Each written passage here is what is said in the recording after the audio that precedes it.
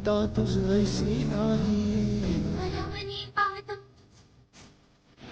चारिश मले परंतु रामकृष्ण हरी मंडळी आजचा व्हिडिओ जो आहे तो म्हणजे तुळजापूरचा आई भवानी मंदिराचा.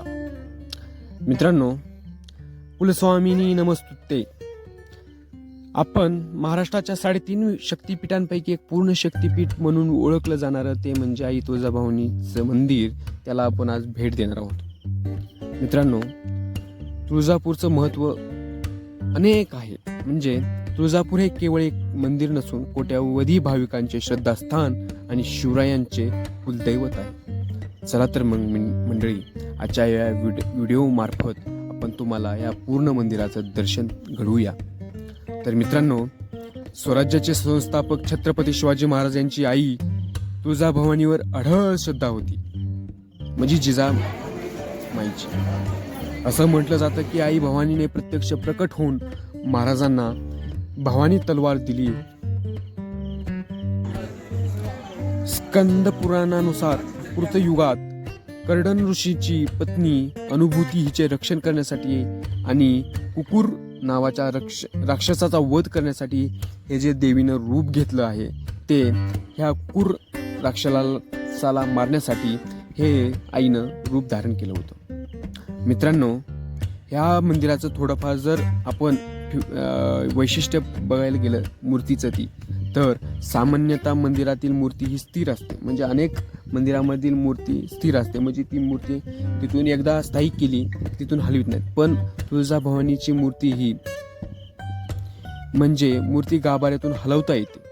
वर्षातून 3 वेळेस ही मूर्ती हलवते. म्हणजे हलवणार म्हणजे ही मूर्ती आई तुळजाभवानी ही निद्रा अवस्थेत असते, म्हणजे मंचकी निद्रा अवस्थेमध्ये नेली जाते.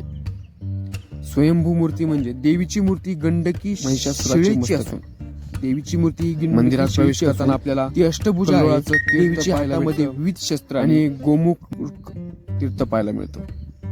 आणि या तीर्थामध्ये स्नान केल्याने पापे धुवून निघतात अशी अनेक भाविकांची श्रद्धा आहे, त्यांची भावना आहे, असं तिथले स्थानिकांचे म्हणणं आहे. आणि पाहायला गेलं तर इथं जास्त प्रमाणामध्ये अश्विन महिन्यामध्ये तुळजापूरला मोठ्या प्रमाणात जत्रा भरते, गर्दी भरते.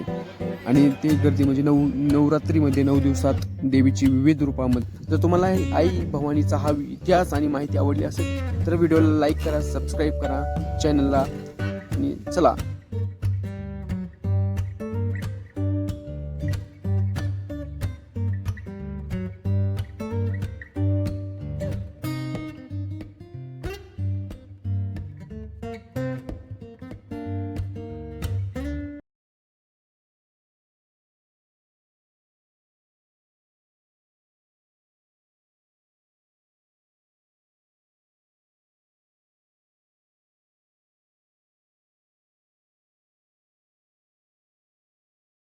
आणि उत्सवाच्या काळात ते वेगळं म्हणजे त्याचा टाइम टेबल नंतर बदलू शकतो.